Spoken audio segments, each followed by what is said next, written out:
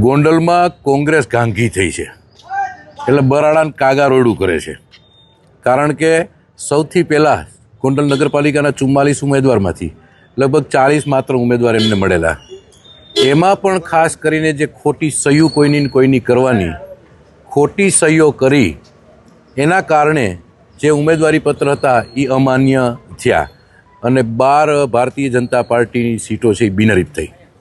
એની સાથે આજે કોંગ્રેસના લગભગ 7થી વધારે એટલે કદાચ 8 સુધીના ઉમેદવારોએ અત્યારે 12 વાગ્યા સુધીમાં જ ફોર્મ પરત ખેંચ્યા છે.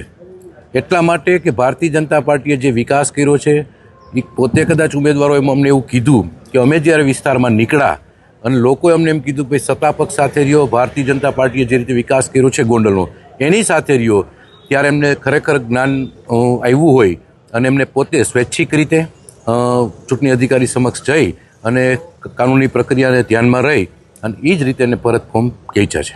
રસ્તા ઉપર ભાજપ કોંગ્રેસ વચ્ચે થોડુંક ઉગ્ર વાતાવરણ થઈ ગયું. સ્વાભાવિક છે કોંગ્રેસના નેતાઓ ગાંગા થાય, આવું બધું કારણ થાય એટલે, કારણ કે વર્ષોથી જાકારો અને જાકારો, આ જાકારાને કારણે સ્વાભાવિક માણસ ઉગ્રતા એનામાં આવતી હોય તો કોંગ્રેસીઓ થોડીક કાગારોડ કરે છે. કારણ કે વર્ષોથી એમની આદત છે ચૂંટણીઓ હાર્યા પછી ઘણીવાર ઈવીએમને દોષ દે, ઘણીવાર ઉમેદવારને દોષ દે, ઘણીવાર ભારતીય જનતા પાર્ટીને દોષ દેતા હોય.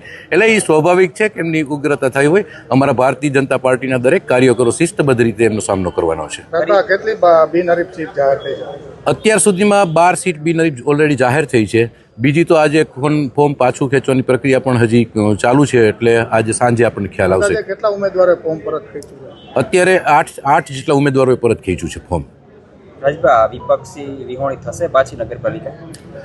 હા, 100% ગત ટર્મની અંદર પણ 44 નગરપાલિકાની બેઠકો આવી હતી અને આ વખતે પણ અમને સંપૂર્ણ ભરોસો અને વિશ્વાસ છે અમારા કાર્યકર્તાઓ અને ખાસ કરીને ગોંડલની જનતા ઉપર વિશ્વાસને ભરોસો છે કે 44 અમારી ખાસ કરીને જીતશે.